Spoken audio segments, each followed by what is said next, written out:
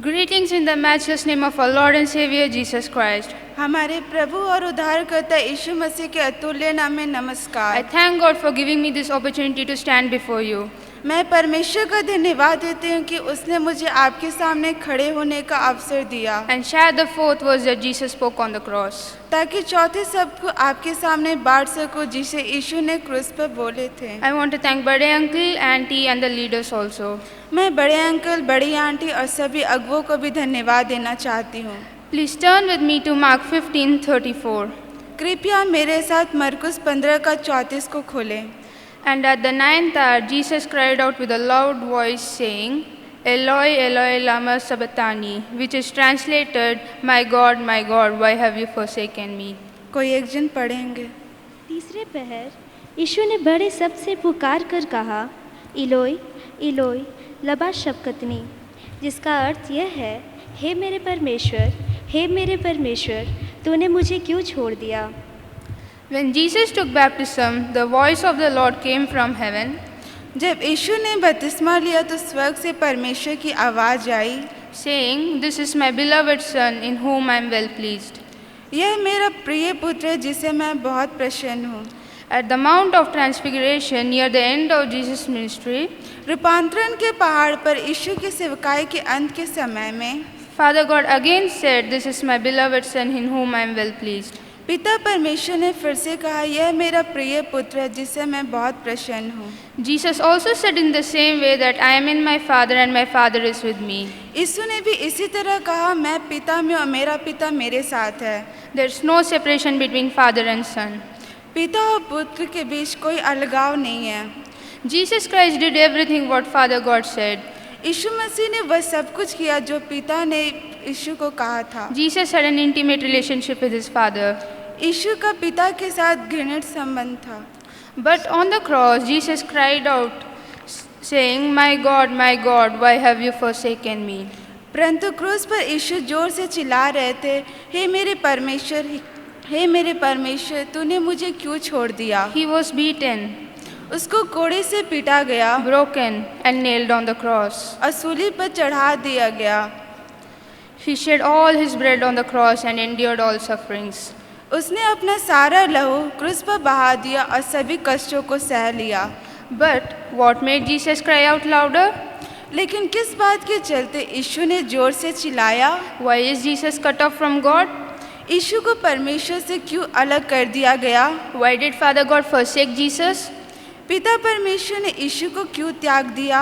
As we know, Jesus never committed any sin. जैसे कि हम सभी जानते हैं कि परमेश्वर ने कभी कोई पाप नहीं किया, But the whole sin of the world was laid upon him that day. परंतु उस दिन जगत का सारा पाप उस पर डाल दिया गया। He also accepted the punishment for that sin. उसने उस पाप की सजा भी स्वीकार कर ली। And he was the Son of God who was with Father God forever and ever. और वो परमेश्वर का पुत्र था जो सदा सर्वदा परमेश्वर पिता के साथ रहा। But when he bore the sin of the entire humanity, लेकिन जब उसने मानव जाति के पाप को उठा लिया, Father God had to turn his face away from Jesus. तो पिता परमेश्वर को यीशु से अपना मुंह फेरना पड़ा। That caused him the greatest pain of all. इससे उन्हें सबसे ज्यादा दुख हुआ। More than physical suffering, separated from Father God gave him unbearable pain. शारीरिक कष्टों से ज्यादा पिता में बिछड़ने में उन्हें असह्य हुआ। Jesus was crying out in agony because of the separation. पिता से अलग होने के कारण यीशु दर्द से चिल्ला रहे That he थे। now experienced from Father God for the first and only time in all of eternity. उसने अभी पहली और एकमात्र बार पिता से अलग होने का अनुभव प्राप्त किया। Because of sin, Jesus experienced the pain of hell. पाप के कारण यीशु नरक का दर्द का अनुभव किया। Jesus Christ not only bore man's sin, यीशु मसीह ने न केवल मनुष्य के पाप को उठा लिया, but actually became sin on man's behalf, बल्कि वास्तव में पाप के निमित्त बन गया। so that those who believe in Jesus Christ जो लोग यीशु मसीह में विश्वास करते might हैं, be saved from the penalty of their sin. वे अपने पाप से बच सकते हैं। From the fourth verse, we understand about God's holiness and righteousness. चौथे वचन से हम परमेश्वर की पवित्रता और धार्मिकता के बारे में समझते हैं। Isaiah 59 verse 2 says an important fact about God. यशायाह 59 का 2 परमेश्वर के बारे में एक महत्वपूर्ण सच्चाई के बारे में कहता है। Our iniquities have separated us from our God. Our sins have hidden His face from us. कोई एक जन पढ़ेंगे। परंतु तुम्हारे अधर्म के कामों ने तुमको तुम्हारे परमेश्वर से अलग कर दिया है, और तुम्हारे पापों के कारण उसका मुंह तुमसे ऐसा छिपा है कि वह नहीं सुनता। This is the biggest consequence of sin. यह पाप का सबसे बड़ा परिणाम है। We'll lose the fellowship of God. हम परमेश्वर की संगति को खो देंगे। Sin can cause a feeling of separation between ourselves and the Lord. पाप हमारे प्रभु के बीच अलगाव को पैदा कर सकता है, But God's grace is wonderful to us. लेकिन परमेश्वर का अनुग्रह हमारे लिए अद्भुत है। By grace He saves, वो अनुग्रह से बचाता है and by grace He forgives और अनुग्रह से हमें क्षमा करता है and restores us to His fellowship. और अपनी संगति हमें स्थापित करता है। Whenever we sin, we need to confess it to Him, seeking His forgiveness. जब भी हम पाप करते हैं तो उसे क्षमा मांगते हुए उसे स्वीकार करना चाहिए। Instead of dragging our separation, हमें अलगाव को खींचते हुए we need to run towards our Heavenly Father. हमें अपने स्वर्गीय पिता की ओर दौड़कर आना चाहिए। We need to give first priority to have fellowship with God. हमें परमेश्वर के साथ संगति रखने के लिए पहली प्राथमिकता देने की आवश्यकता है। We should not allow any sin to separate ourselves from our Heavenly Father. कोई भी पाप हमें परमेश्वर से अलग नहीं करनी चाहिए। How Jesus searched Father God in the midst of sufferings, धोखे के बीच यीशु ने कैसा पिता की खोज की। let us seek the fellowship of God at every situation. आइए हम हर स्थिति में परमेश्वर की संगति की तलाश करें। Here, I need to focus on God the Father too. यहाँ मुझे उस पिता परमेश्वर पर भी ध्यान देने की आवश्यकता है, Who sacrificed His one and only Son for our sake. जिसने हमारे लिए अपने इकलौते पुत्र की बलि दे दी। He too had to see His Son suffering for the whole humankind. उसे भी अपने बेटे की मानव जाति के लिए पीड़ित होते देखना पड़ा, Whom He had created and had fallen away due to sin.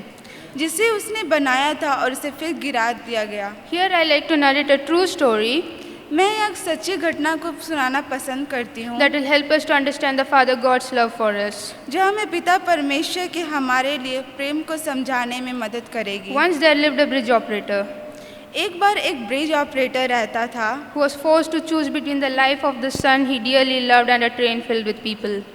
जिसे अपने बेटे के जीवन और लोगों से भरी ट्रेन के बीच चयन करने के लिए मजबूर होना पड़ा।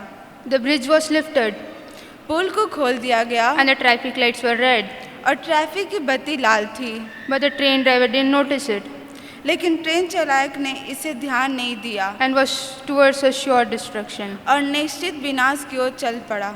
Both father and the son tried to stop the tragedy, but पिता और पुत्र ने दोनों तबाही को रोकने की कोशिश की, लेकिन now you can watch what really happened. अभी आप देख सकते कि वास्तव में क्या हुआ था। The love for the people लोगों के प्यार ने made father to close his eyes towards the suffering of his son. पिता को अपने बेटे की पीड़ा के प्रति अपनी आंखें बंद करने के लिए मजबूर कर दिया, But the son could not tolerate the separation from his father. लेकिन बेटा ने अपने पिता से अलग होने के चलते बर्दाश्त नहीं कर सका। In the same way, वैसे ही our heart should have the desire to be in fellowship with God always. हमारे दिल में हमेशा परमेश्वर के साथ संगति रहनी चाहिए। We need to search Him in every moment. हमें उसे हर पल खोजना चाहिए।